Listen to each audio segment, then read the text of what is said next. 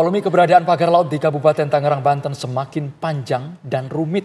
Sebelumnya TNI Angkatan Laut telah membongkar sebagian pagar laut sesuai dengan instruksi Panglima TNI. Namun tak lama kemudian Menteri KKP Sakti Wahyu Trenggono meminta TNI Angkatan Laut tidak membongkarnya lantaran agar menjadi barang bukti dalam proses penyelidikan. Tak lama berselang, Kasal dan Menteri KKP melakukan pertemuan dan bersepakat untuk melanjutkan pembongkaran pagar laut itu.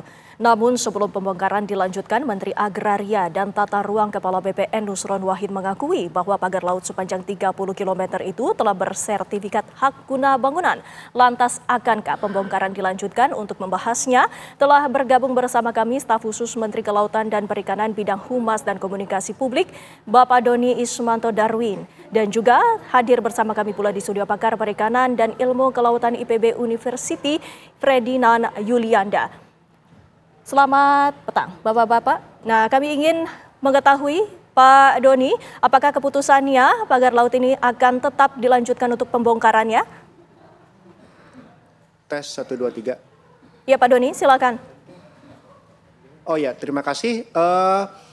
Tadi barusan kan Pak Menteri juga usai ya press conference di Istana, dan keputusannya adalah tadi kalau saya simak hasilnya press conference-nya Pak Menteri sama dengan tadi pagi dengan kesepakatan dengan Pak Kasal, hari Rabu siang paginya rapat persiapan dulu, siangnya dilakukan pembongkaran. Pak Doni, awalnya yang kami tangkap dari Pak Menteri kan itu untuk barang bukti penyelidikan. Kenapa tiba-tiba di tengah jalan sekarang sepakat untuk membongkar seluruhnya, Pak? Sebenarnya itu yang jadi konsen Pak Menteri itu adalah semua bergerak di dalam koridor hukum. Jadi kan kita itu di KKP sedang berjalan proses penyelidikan. Besok pihak yang di media mengklaim sebagai mengaku-ngaku sebagai pemilik itu akan kita panggil dan dia mau datang. Nah, karena itu kita minta agar ini semua berjalan dengan sesuai koridor hukum. Itu sebenarnya konsen dari Pak Menteri. Selain di situ kita juga melihat ada ekosistem yang harus dijaga. Cara membongkarnya bagaimana dan sebagainya. Nah itu, jadi sebenarnya tidak ada silang pendapat antara Pak Menteri dengan pihak Angkatan Laut. Tadi juga sudah dalam komunikasi tadi pagi pertemuan antara Kasal datang ke kantor KKP sudah dijelaskan duduk masalahnya. Kita nggak mau terkesan kita tidak mengikuti koridor hukum. Nah dengan seperti ini koridor hukumnya terpenuhi, keinginan publik agar itu dicabut atau menjadi mudah akses bagi nelayan untuk melaut terpenuhi. Itu aja, Mas. Pak Doni, kami ingin mengkonfirmasi pernyataan dari Menteri ATR Kepala BPN yang menyatakan bahwa pagar laut ini memiliki sertifikasi hak guna bangunan. Ini bagaimana? Kalau dari kami, kita konsen di laut ya. Dan rezimnya kalau laut itu nggak bisa diterbitkan sertifikat atau hak atas tanah di laut. Rezimnya itu sesuai Undang-Undang Cipta Kerja, kalau dia laut itu adalah izin prinsip persetujuan kesesuaian kegiatan pemanfaatan ruang laut, Mbak. Nah, kalau itu bisa terbit, baiknya ditanyanya jangan ke kami, karena kami ngurusnya PKKPRL. Tapi kalau laut itu, rezim Undang-Undang Cipta Kerja mengatakan tidak boleh ada sertifikat. Baik, kita boleh ke akademisi, ke Prof. Ferdinand. Kami cukup kaget ini. Dibongkar terus dilanjutkan pagar lautnya, tapi tiba-tiba muncul statement dari Menteri ATR, Kepala BPN, bahwa ini punya sertifikat hak guna bangunan dengan jumlah bidangnya 263 bidang. Bisa ruang laut dapat sertifikat HGB, Prof? Ya, pertama tentu kita akan melihat bahwa ini keberadaannya adalah di pesisir laut, di perairan, ya, di mana tentu yang diberlakukan adalah ketentuan-ketentuan yang untuk ruang laut di sini. Nah, seperti yang tadi disampaikan oleh Pak Doni bahwa untuk perizinan ruang itu ada di KKP intinya. Sementara yang kita peroleh saat ini kan izinnya ada di Kementerian ATR. Ya. Nah, dari sisi kami dari akademisi tentu melihat bahwa di fungsi dari pesisir dan laut ini yang harusnya dipertimbangkan ketika kita akan melakukan perubahan fungsi dari laut ke arah darat, ya, di mana adanya pemagaran ini dan juga apalagi kalau sertifikasi daratan itu sudah ada, maka ini ada pengabaian terhadap fungsi dan peran dari perairan laut ini sendiri. Nah, ini yang mungkin perlu kita luruskan gitu ya. Apakah mau membenahi masalah sertifikat ini atau membenahi fungsi dari perairan pesisir ini intinya. Nah, kalau saya dari kelautan tentu melihatnya adalah fungsi keseimbangan dari perairan pesisir ini sendiri. Karena ada mekanismenya ketika ini mau dibuat sertifikat pemanfaatan ruang laut intinya.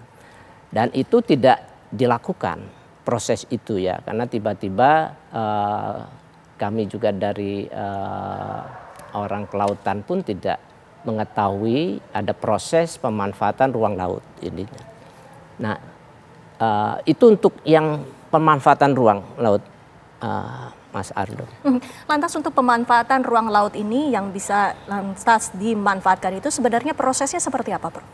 Ya, tentu prosesnya yang paham itu nanti kan Pak Doni ya dari KKP gitu ya.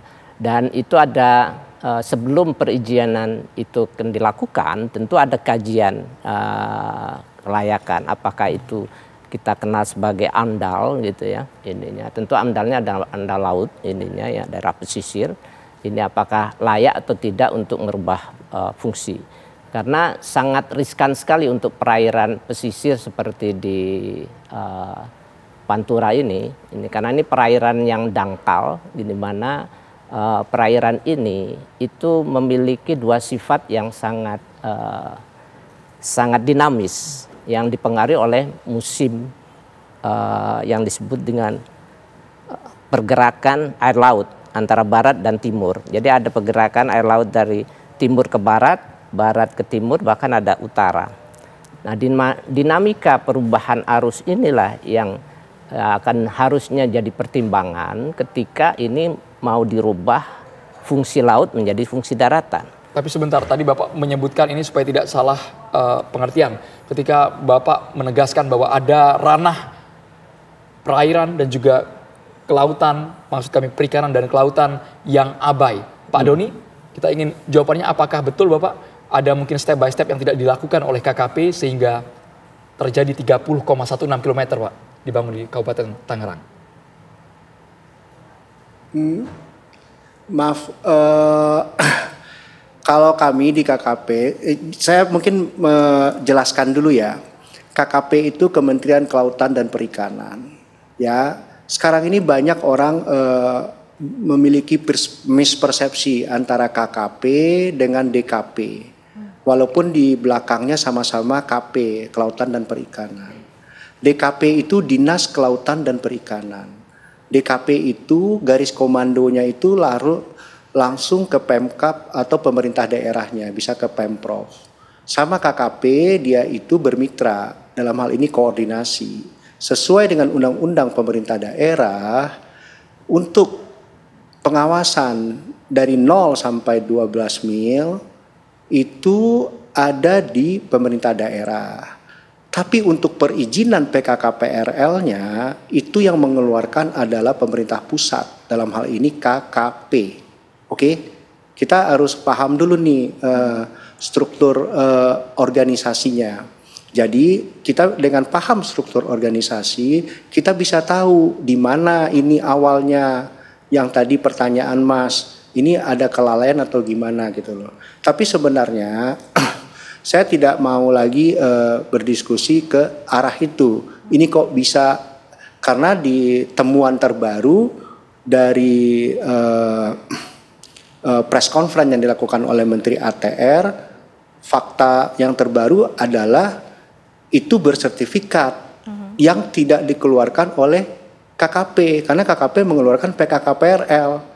Jadi bukan kami yang mengeluarkan, jadi jangan ditanya ke kami lalainya di mana, yang mengeluarkan itu di mana gitu loh.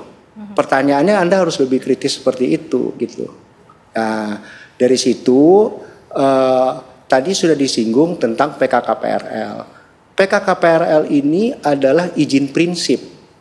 Jadi kalau kita melakukan kegiatan di laut yang bersifat menetap, kita harus memiliki izin prinsip dulu. Ini izin dasar. Izin dasar ini kita dapat baru nanti mengurus namanya izin lingkungan. Ke siapa kita mengurus izin lingkungan? Ke Kementerian Lingkungan Hidup. Nah setelah itu baru kita mengurus, misalnya kita mau menggelar kabel laut. Ada namanya izin membangun atau izin menggelar, itu ke Kemenhub. Untuk mengaktifkan trafficnya ada lagi namanya izin operasi, itu ke Kominfo. Jadi kalau izin prinsip ini tidak dapat, kita tidak bisa memiliki izin-izin yang lainnya. Nah itulah pentingnya PKKPRL dikeluarkan oleh pemerintah pusat, dalam hal ini KKP, yang langsung ditandatangani oleh menterinya. Gitu Pak. Nah, PKKPRL ini acuannya apa? Salah satu acuannya adalah melihat RT RW dari pemerintah daerah setempat. Misal dalam kasus Tangerang ini, kita lihat RT RW-nya. Oh, ternyata di daerah yang dipagar itu tidak diperuntukkan untuk pembangunan bangunan laut berupa pagar, karena itu adalah zona perikanan tangkap, karena itu adalah zona budidaya, karena itu adalah zona pariwisata. Jadi andai dia mengurus PKKPRL untuk membangun pagar laut seperti itu, ya tidak bisa dikasih gitu loh. Itulah tujuannya PKKPRL, agar tidak ada konflik di antara pemanfaat ruang laut. Pak Doni, dengan adanya pembongkaran yang kemungkinan akan dilanjutkan dan juga barang bukti yang telah dikumpulkan, apakah sudah diketahui siapa yang bertanggung jawab? Mohon ditahan, kami kembali usai jeda. Pemirsa, kita lanjutkan perbincangan kami. Pak Doni, selama masa investigasi selama 20 hari ini, lantas siapa yang bertanggung jawab atas pagar laut ini? Investigasinya belum 20 hari. 20 hari itu adalah waktu yang diberikan. Selama 20 hari yang ditentukan ini, apakah sejauh ini, apakah ada temuan siapa yang akan bertanggung jawab, Pak Doni? Belum, Mbak. Kan makanya besok kan datang tuh yang mengklaim itu setelah kita kirimkan surat. Nah, tapi kan Pak Menteri tadi pagi dan tadi di istana juga sudah memutuskan jika ada yang mengklaim atau jika ditemukan orangnya, ya sesuai aturannya yang pemilik itu yang membongkar. Tapi kalaupun tidak ada yang mendeklar atau akhirnya belum ditemukan siapa pemiliknya, tadi dibongkar oleh negara gitu loh. Baik Pak Doni, kita ke... Jadi waktu 2x24, hah? Dilanjut Pak, silakan Pak, dilanjut Pak. Ya 2x24 jam ini memang keputusannya bongkar gitu. Oke, 2x24 jam dibongkar. Kita boleh ke Prof. Ferdinand. Kalau memang aturannya sudah jelas, wewenangnya setiap kementerian, jangan itu bukan porsinya KKP, tapi merupakan Menteri ATR BPN yang mengeluarkan AGB. Lantas kalau Prof melihat, kalau dari konstruksi pagar bambunya ini digunakan sebagai apa itu Prof? Ya, kalau lihat konstruksinya tentu ini bukan untuk budidaya ya. Dan juga bukan untuk menangkap ikan, areal merangkap trap gitu idenya. Tetapi dia memiliki fungsi untuk menangkap sedimen intinya. Dan itu berpotensi juga akan membuat pendangkalan di daerah yang terpagar itu intinya. Jadi meskipun ini perlu kita kaji lebih dalam ya ininya kalau memang untuk membuktikan, tapi yang jelas pagar itu bukan untuk kepentingan perikanan ataupun untuk kepentingan untuk perlindungan dari pantai yang selama ini diisukan sebagai daerah abrasi. Gitu. Tapi jika Anda melihat bangunan yang saat ini telah ditampilkan di layar kaca, apakah ini untuk konstruksi bangunan? Secara sempurna tidak ya ininya, tetapi konstruksi ini pun juga tidak punya fungsi perikanan kita. Dan ini bisa menjadi potensi ya cikal bakal untuk bisa diteruskan, kemungkinan itu ininya. Dan ini perlu tindak lanjutnya, karena konstruksi ini kan konstruksi awal. Diteruskan jadi apa Pak kalau sudah punya pegangan HGB Pak? Ya kalau kita mengacu pada HGB tentu harapannya kan ini jadi daratan intinya. Kalau mau jadi daratan berarti memang konstruksi yang ini itu diharapkan bisa menimbun sedimen yang kemungkinan bisa dipercepat dengan proses reklamasi intinya. Dan ini kan sangat tergantung siapa yang masangnya. Tapi kalau dari lihat fungsinya ini tidak ada fungsi ekologi untuk kehidupan laut intinya. Kalau dari sisi bidang kami di perikanan kelautan. Baik, kami tanyakan kepada Pak Doni, sesungguhnya jika pantai ataupun laut ini dijadikan sebagai bangunan, sebenarnya seperti apa prosesnya? Oh ya, proses awalnya itu ya dia harus dilihat dulu di RT RW-nya Mbak. Itu benar-benar kalau dia laut dia harus ada izin PKKPRL. Nah, kembali ke yang tadi biar menjawab pertanyaan Mbak tadi. Kalau kita mengacunya ke Perda nomor 1 tahun 2023 tentang RT RW-nya Provinsi Banten, kalau yang di lokasi pagar laut itu di situ disebutkan sebagai ruang laut, bukan ruang darat gitu loh. Jadi itu laut, Mbak. Gitu loh. Lantas untuk dialihkan menjadi bangunan, maksudnya apakah bisa? Ya kan berarti kan dia harus reklamasi itu, mengajukan reklamasi. Kan tadi Prof sudah bilang, intinya kan dia, Pak Menteri juga di istana tadi udah bercerita, intinya itu untuk dia membuat ada sedimentasi, jadi dia lama-lama jadi daratan, habis itu mungkin dia mau naiklah daratannya itu kan seperti itu. Pak Doni, supaya masyarakat secara kriterianya tahu persis ruang laut itu sebenarnya apa Pak? Ruang laut itu ya mulai dari pesisir, perairan itu, yang di perairan kita ada sampai yurisdiksi perairan kita sampai daerah ZEE gitu loh. Dan itu semuanya itu ruang laut itu bisa dimanfaatkan untuk berbagai aktivitas, mulai perikanan tangkap, budidaya, eksplorasi migas, penggelaran kabel laut, penggelaran pipa dan gas dan sebagainya. Karena ruang laut itu sifatnya common property, dia open access. Di Indonesia itu dia dibikin ada izin PKKPRL agar apa? Agar tidak ada berkonflik antar sesama pemilik ruang yang memanfaatkan ruang laut gitu loh. Tapi Pak, kami secara aturan masih yang terjadi Pak Doni, tapi kami secara aturan ingin tahu juga Pak, legal standing yang paling kuat mana Pak? Apakah orang yang punya PKKPRL atau dia yang sudah pegang HGB Pak?